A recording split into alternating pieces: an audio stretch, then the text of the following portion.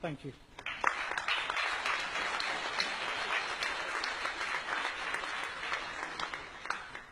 I now call upon Councillor Mariam Khan to second the amendment.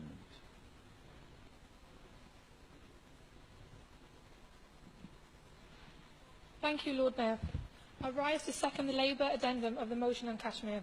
The Jammu and Kashmir conflict is one of the oldest disputed conflicts in the world at the expense of human lives and freedom.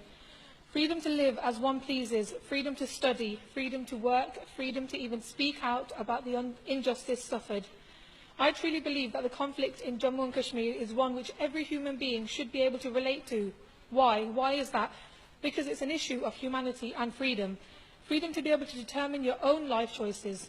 People of Kashmir are silently suffering human rights abuses and violations with no sign of justice being served. This addendum aims to call on the government to express concern about the recent violence and abuse against civilians living in Jammu and Kashmir and urges them to refrain from disproportionate military forces against innocent people. I would like to make reference to a leaflet produced by Jammu Kashmir Liberation Council, which includes the following. Since 1989, there are over 800,000 Indian forces stationed in Kashmir. There have been over 100,000 people massacred, over 30,000 people who have been gang raped, tens of thousands of people who are in prison without trial, many thousands who are missing, and as Councillor Zafar mentioned, the half-widows, and obviously those husbands and sons who have been missing for years, and mass graves. This is just a nutshell of the horrific abuses happening in Jammu and Kashmir. This summer alone, over 100 people have been killed, 200 blinded with pellet guns, and over 5,000 injured. A curfew, media and internet connections shut down, turning Kashmir into a prison. This leaflet has got recent pictures of the consequences of military force on young children living in Jammu and Kashmir, having their future stolen from them through taking away their sight.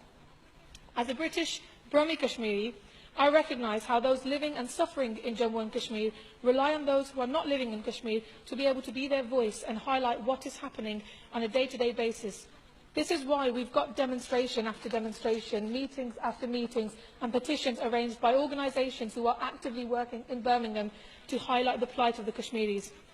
I know that this is not the first time that Kashmir has been debated in this chamber, but I believe that now is the time for us to come together, pushing on a focus for our government to urge the Indian authorities to allow non-governmental organisations, media and independent observers into Jammu and Kashmir to at least allow reporting of the truth and carrying out of humanitarian relief work.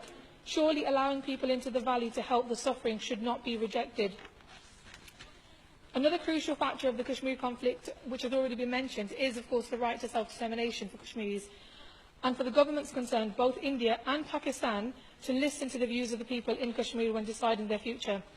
A long-term peaceful solution in Kashmir is ultimately what all Kashmiris, including Brahmi Kashmiris, would want. And tonight, the message going out of this Birmingham Council chamber to our government should be to convey this to India and Pakistan, recognising that this country's links with South Asia, including trade, is important, but should not be at the cost of human lives, and therefore resolving the issues highlighted in a peaceful manner should be priority.